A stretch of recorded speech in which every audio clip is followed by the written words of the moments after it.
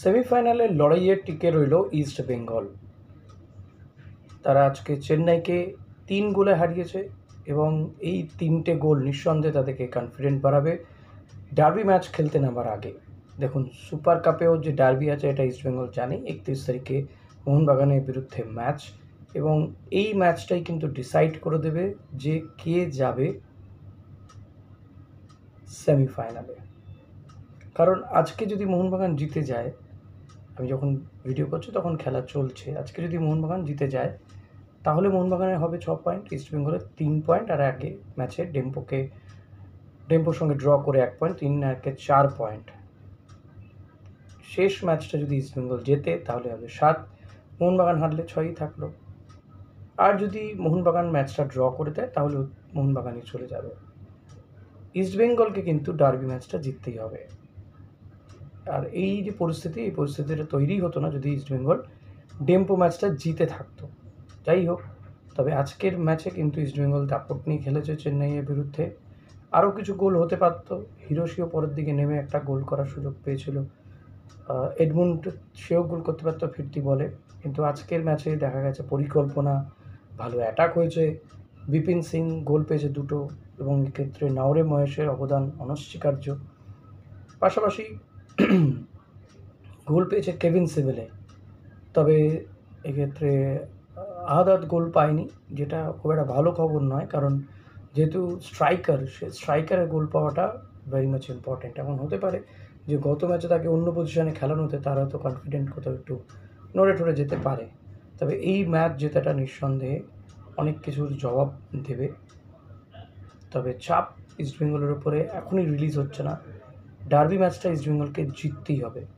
তো আজকে একটা মরণবাচন ম্যাচ ছিল যে তারা সেমিফাইনালের লড়াইয়ে টিকে থাকবে কি থাকবে না, অস্কারের চাকরিটা থাকবে কি থাকবে না, কিন্তু সেটা অন্তত বাঁচানো গেছে। অন্তত সেমিফাইনাল লড়াইয়ে টিকে থাকা, এই ব্যাপারটা রইল আপাতত। আগামী 2 দিন পরে আবারও ম্যাচ, ডার্বি ম্যাচ 31 তারিখে। সেই ম্যাচটা ইস্টবেঙ্গলকে এনি হাও জিততেই হবে, এবং তার জন্য প্রিপারেশন, কারণ পরিচিত প্রতিপক্ষ, কিছুদিন আগেই তারা খেলেছে, একটা বদলা ম্যাচও হবে। আইএফএ শিল্ডে হারের বদলা নিতে পারবে।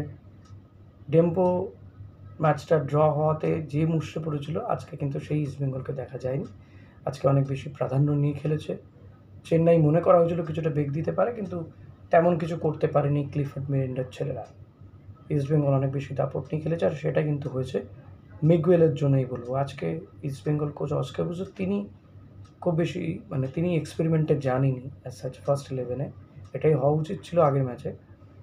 মিগুয়েলকে রাখা, আহাদাতকে সামনে রাখা, এগুলো সব কিছুই ঠিকঠাক গেছে, এবং ক্লিকও করেছে। গিল খেলেছে, ক্লিক করেছে গোটা বিষয়টা। বিষ্ণুকে পরের দিকে নামানো হয়, এডমুন্ডকে পরের দিকে নামানো হয়েছে, ইটস ওকে।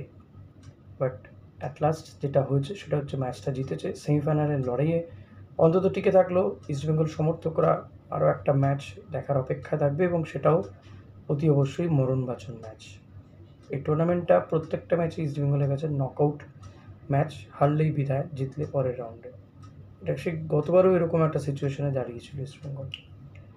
তো ঘুরে দাঁড়ানোর লড়াই, অন্তত কিছুটা ঘুরে দাঁড়িয়েছে ইস্টবেঙ্গল চেন্নাইকে হারিয়ে।